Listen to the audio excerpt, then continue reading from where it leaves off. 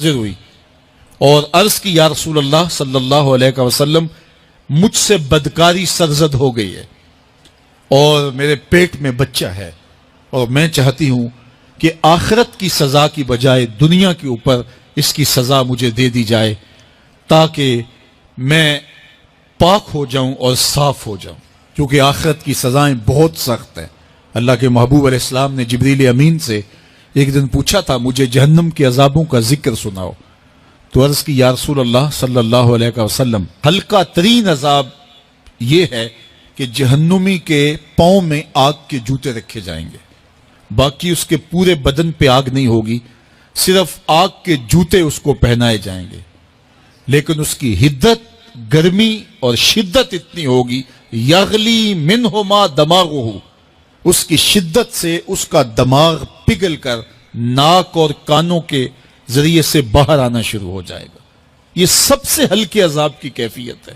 اور جو عذاب سخت ہیں الیاذ باللہ، اللہ تعالیٰ قرآن مجید میں فرماتا ہے ثم لا يموت فیہا ولا یحیا، اس بڑے عذاب کا ذکر کیا جو جہنمیوں کو دیا جائے گا،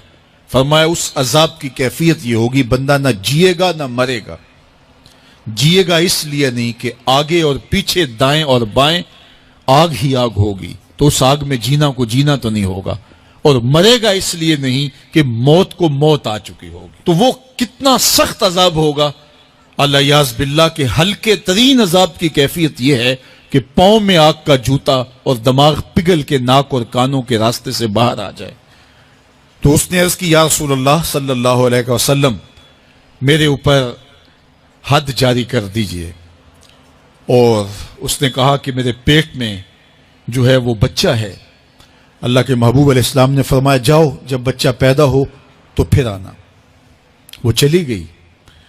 تو جب بچہ پیدا ہوا تو گود میں اٹھائے پھر حضور کی خدمت میں حاضر ہوئی اور عرض کی یا رسول اللہ یہ ہے بچہ جو میں نے گناہ کیا تھا، بدکاری کی تھی، آج یہ اس کی نشانی ہے۔ تو اللہ کے محبوب علیہ السلام نے فرمایا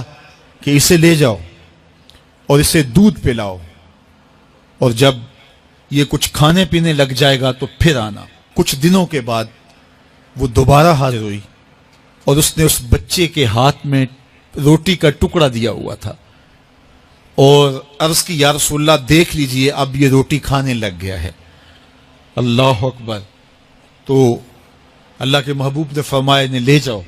اور جا کے انہیں سنگسار کر دو۔ اس کی یہ حد بنتی تھی، اس کو سنگسار کیا اور اس نے خود یہ سزا اپنے لیے قبول کی۔ تو یہ بات ذہن نشین کیجئے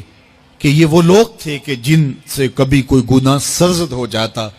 تو وہ جلد توبہ کرتے، اور اس کی بڑی سے بڑی حد اور سزا بھی ہوتی تو وہ بھی کاٹنے کے لیے تیار ہو جاتے۔ میں اور آپ دیکھیں کہ ہماری زندگی میں اگر گناہ ہیں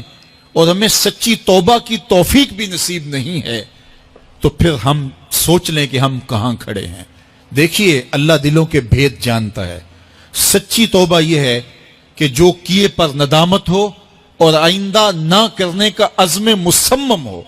پکا ارادہ ہو کہ یہ گناہ زندگی میں دوبارہ نہیں کروں گا۔ الگ بات ہے کہ پھر دوبارہ اس سے سرزد ہو جائے، لیکن جب وہ توبہ کر رہا ہو تو اس وقت اس کا پختہ عزم ہو اور اس کے دل کے کسی گوشے میں نہ ہو کہ چلو میں توبہ کر لیتا ہوں اور پھر ہو گیا تو پھر کر لوں گا۔ پکا عزم ہو کہ دوبارہ یہ گناہ نہیں کروں گا، اور اگر زبان سے توبہ توبہ کر رہا ہو اور دل میں ہو کہ ٹھیک ہے یہ تو صبح بھی مجھ سے عمل بد سرزد ہونا ہے، تو اللہ تعالیٰ سے یہ مذاق کرنے والی بات ہے،